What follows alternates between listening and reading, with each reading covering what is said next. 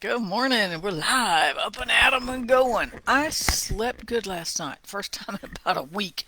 Pray I do it again tonight. Anyway, I hope you slept good last night. I hope you had a good weekend, and I hope you have a good start on your Monday. Remember, there's nothing special about Monday. It's all in how you perceive it. Today is actually, you know what Monday is? It's a day the Lord has made.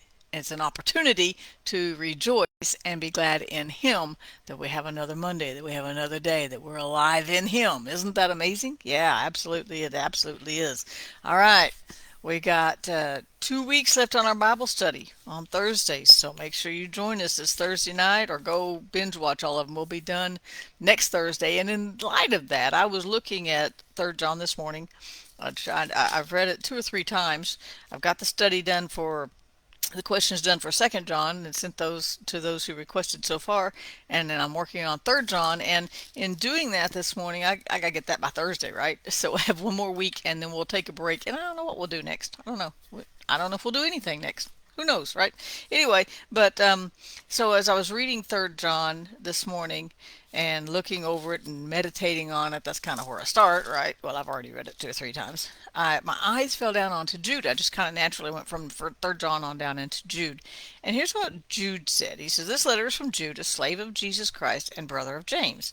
I'm writing to all," this is my handy dandy New Living. "I'm writing to all who are called to live in the love of God the Father and the care of Jesus Christ." Now just think about that verse. That's not even what the devotion's about. But that's a powerful verse. "I'm writing to all who are called to live in the love of God the Father and the care of Jesus Christ." We're called to live in God the Father's love, and we're in the care of Christ because he gave his life for us, for ours, right? That's a powerful verse. But I don't want to get stuck there, right? Because I want to look at the next one.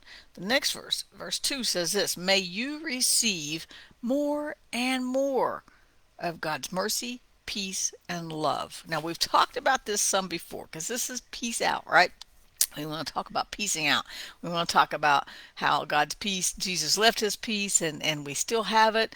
The pandemic didn't take it away. The Russian Ukraine war doesn't take it away. The inflation doesn't take it away. We can still walk in the peace of God. And that's powerful. Just right there. Okay, see you later. But anyway, but so as I read this morning, and this is just in Jude's greeting, right? It's just kind of a blessing. We talked about that Saturday, giving blessings over, speaking blessings over one another. May you receive more and more of God's mercy, peace, and love. And so as I read that this morning, I thought, wait a minute, there's not more of His mercy, right? They're new every morning, but it's not like it's not, maybe they're constantly expanding. If you want to look at it, His mercy, love, and peace are constantly expanding or growing. But that doesn't even make sense because he's this eternal being and his qualities are eternal and massive, and infinite is a good mathematical term for it. Infinite. There is no end. And so it's not so much that there's going to be more mercy. You can't have more mercy. You have his mercy. There's not going to be more peace because it's his peace, infinite peace. There's not more love. He doesn't love you more as time goes by. He just loves you, right? So it's not that there's more of those elements, for lack of a better word, qualities. It's that we receive more of his mercy as I learn to walk with him, as I stay and spend my time in the Word. Man, I had good Bible study this weekend. I mean, I had good personal Bible study this weekend. It was wonderful. Anyway, but as we stay in his word and we continue to let it grow us in him, as we continue to realize that we are called to live in the love of God, and we're called to live in the care of Christ. And 1 Corinthians 1:9, we're called to fellowship with him, with his son. And as we nurture those things of fellowshipping with him in our lives, as we pray more, as we just talk to him more, you know what, even if you don't have the right listening ear when you start out, at some point he's going to talk back and you'll hear him. It may be a quiet voice here, it may be something thundering, it may be earth shattering, it may be soul cracking, I don't know. But it may be just really something gentle, like, don't go there, go there, right? you're going to hear him. As we fellowship with him, it's that it's like you increase your capacity to receive his mercy. You increase your capacity to receive his peace and let it reign in your heart. You increase your capacity to receive his love. I've shared before that I've had a lifetime battle with rejection. Just it's all always right.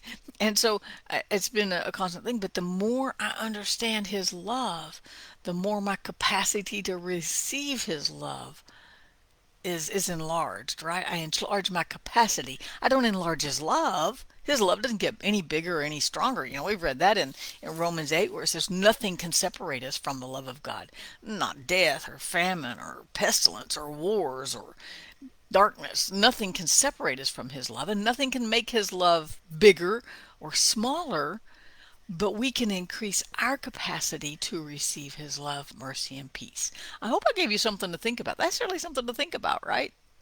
If you think about it, we can increase our capacity, but he doesn't give us more mercy. He doesn't give us more peace. He gives us his mercy. He gives us his peace, his grace, his love. Those are just phenomenal things that can carry us through a day, can carry us through a dark season, can carry us through troubles, can carry us through trials, right? That's amazing. But they don't, there's not any more of it, right? It's not growing, and yet our capacity to handle those things, those qualities of God, his mercy, peace, love. We'll throw grace in there too, right? Because he told Paul, my grace is sufficient. I actually prayed that.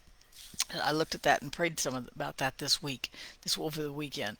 And just that God's grace is sufficient for whatever we're facing today. And so there's not that there's more grace for today than there was yesterday. It's just that we have the capacity, our capacity for accepting his grace changes as we read his word, as we pray, as we fellowship with him, as we learn more about him and more about his ways, right? And more about his not just his deeds. We learn his deeds. We know what he does. We see all the stories in the Old Testament of what he does, but when we learn more about who he is and why he does what he does, and the ways he operates, right?